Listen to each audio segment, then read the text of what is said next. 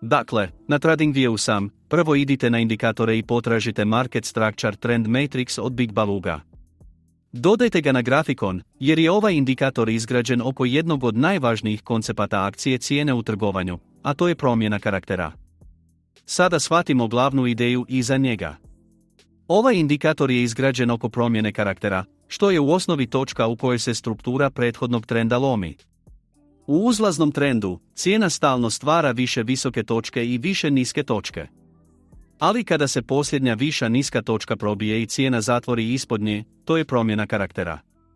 To vam govori da struktura tog uzlaznog trenda više nije netaknuta i da bi preokret mogao počinjati. Ista stvar se događa u silaznom trendu. Cijena stalno stvara niže visoke točke i niže niske točke, ali kada se posljednja niža visoka točka probije i cijena zatvori iznad nje, to je također promjena karaktera. To vam govori da je prethodna medvjeđa struktura probijena i da bi nova bikoveska faza mogla počinjati. Sada razgovarajmo o tome što vidite na grafikonu. Prvo, indikator ispisuje strukturu tržišta i ističe točke promjene karaktera. To ga već čini korisnim, jer umjesto ručnog provjeravanja svakog zamaha, indikator vam pomaže vidjeti gdje je struktura prethodnog trenda probijena. Zatim imate i ovu prateću liniju koja mijenja položaj i boju ovisno o smjeru tržišta. Kada cijena raste, linija ostaje ispod cijene i postaje zelena. Kada cijena pada, linija ostaje iznad cijene i postaje ružičasta. Ova linija se temelji na ATR-u, što znači da je to prateći stop temeljen na volatilnosti. I to je vrlo važno, jer omogućuje razini stopa da se prilagodi trenutnim tržišnim uvjetima. Kada se volatilnost širi, linija se prilagođava s cijenom. Kada postoje samo manja povlačenja, ostaje dovoljno čvrsta kako bi se izbjeglo prerano gašenje. Stoga kasnije u strategiji, ova linija postaje vrlo korisna za prateći stop loss. Zatim imamo jedan od najboljih dijelova indikatora, a to su adaptivne razine ciljne dobiti. To nisu fiksne linije. Također se temelje na ATR-u, pa se šire ili skupljaju ovisno o volatilnosti tržišta. Kako se trend nastavlja kretati, ciljevi se pojavljuju jedan po jedan. Kada se prvi cilj dosegne, pojavljuje se drugi cilj. Kada se drugi dosegne, pojavljuje se treći, i tako dalje. Postoci koje vidite na tim ciljevima predstavljaju postotak kretanja od izvorne točke promjene karaktera. Dakle, umjesto da ručno pogađate ciljeve, ovaj indikator vam daje dinamičke razine ciljeva koje stvarno reagiraju na tržište. Sada pretvorimo ovo u stvarnu strategiju, jer ovdje postaje mnogo zanimljivije. Za ovu postavku dodajemo još jedan indikator, a to je RSI s zadanim postavkama.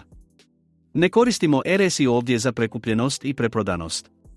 Koristimo ga za divergenciju, jer divergencija može djelovati kao rano upozorenje da bi se preokret mogao približavati. Dakle, cijela strategija temelji se na kombiniranju RSI divergencije s promjenom karaktera. Sama divergencija nije dovoljna. Sama promjena karaktera također može propasti. Ali kada imate oboje zajedno, vjerojatnost stvarnog preokreta postaje mnogo jača. Počnimo s prodajnom postavkom. Osjećate li da svi oko vas imaju koristi od umjetne inteligencije, ali nemate pojma odakle početi? Nemojte više čekati, počnite danas. Naš besplatni bat za trgovanje jednostavan je za korištenje, pokreće ga umjetna inteligencija i može vam zaraditi do 1% profita svaki dan. Već se pridružilo preko 50.000 članova. Sada kliknite donju poveznicu da biste dobili besplatan pristup. Ovo je vaša prilika da iskoristite snagu umjetne inteligencije i napravite korak prema financijskom poboljšanju. Zamislite da je cijena u uzlaznom trendu. Zatim cijena ponovno testira sličnu visoku točku ili ide malo više, ali kada provjerite RSI umjesto toga čini nižu visoku točku. To je medvjeđa divergencija. Govori vam da uzlazni moment slabi i da se medvjeđi pritisak možda gradi ispod površine. Ali sama divergencija ne znači da biste trebali odmah prodati. Ponekad samo dovodi do povlačenja, ili cijena može jednostavno ući u raspon. Zato sada čekamo drugu potvrdu, a to je promjena karaktera. Nakon što cijena zatvori ispod ključne više niske točke tog uzlaznog trenda, struktura je probijena. Sada imamo oba uvjeta. Imamo medvjeđu divergenciju od RSI-a i imamo medvjeđu promjenu karaktera od indikatora. Ta kombinacija nam govori da preokret ima mnogo veće šanse biti stvaran. U tom trenutku, u praksi, mogli biste ući u prodajnu trgovinu na otvaranju sljedeće svijeće. Za početni stop loss, postavite ga iznad najviše točke obrasca divergencije. To je vaša točka poništenja.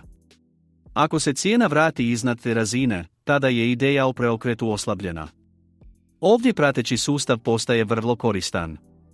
Nakon što se prva adaptivna ciljna dobit dosegne i cijena zatvori ispod nje, možete pomaknuti svoj stop loss točno iznad ATR prateće linije. Zatim, ako se drugi cilj dosegne i cijena zatvori ispod njega, ponovno pomičete stop točno iznad ažurirane prateće linije. Zatim, ako se treći cilj dosegne, ponavljate postupak. Na taj način nastavljate zaključavati dobit kako se trend nastavlja. Nakon što se vaš stop pomakne ispod vaše ulazne cijene, trgovina je već zaštićena i rizik više nije isti kao na početku. Iako u nekom trenutku cijena da signal za preokret ili se ponovno zatvori kroz prateću liniju, tu se trgovina zatvara. Sada idemo na kupovnu postavku. Ovo je ista logika obrnuto. Zamislite da je cijena u silaznom trendu. Zatim cijena čini nižu nisku točku, ali kada provjerite RSI, RSI čini višu nisku točku. To je bikoveska divergencija. Govori vam da silazni moment slabi i da se bikoveska pritisak možda počinje stvarati. Ali opet, sama divergencija nije dovoljna. Još uvijek može dovesti samo do odskoka ili do raspona. Zato čekamo drugu potvrdu, a to je bikoveska promjena karaktera. Nakon što cijena zatvori iznad prethodne niže visoke točke, struktura tog silaznog trenda je probijena. Sada imamo oba uvjeta usklađena. Imamo bikovsku RSI divergenciju i imamo bikovsku promjenu karaktera. To nam daje mnogo jaču postavku preokreta. U tom trenutku, u praksi, mogli biste ući u kupovnu trgovinu na otvaranju sljedeće svijeće. Za početni stop loss, postavite ga ispod niske točke obrasca divergencije. Zatim koristite ATR prateću liniju za upravljanje trgovinom dok se razvija. Nakon što se prvi cilj dosegne i cijena zatvori iznad njega, pomaknite svoj stop točno ispod prateće linije. Kada se drugi cilj dosegne, ponovno pomaknite stop ispod ažurirane linije. Zatim, ako se treći cilj dosegne, učinite isto. Na taj način, kako se kretanje nastavlja, štitite sve više i više dobiti.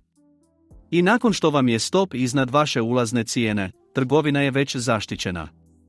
Ono što ovu strategiju čini dobrom jest da se ne temelji na jednom signalu. Prvo, RSI divergencija vas upozorava da trenutni trend slabi. Drugo, promjena karaktera potvrđuje da je stvarna struktura probijena. Treće, adaptivna prateća linija pomaže vam upravljati trgovinom nakon ulaska. I četvrto, adaptivne razine ciljeva pomažu vam razumjeti kako se kretanje razvija bez potrebe pogađanja gdje uzeti dobit.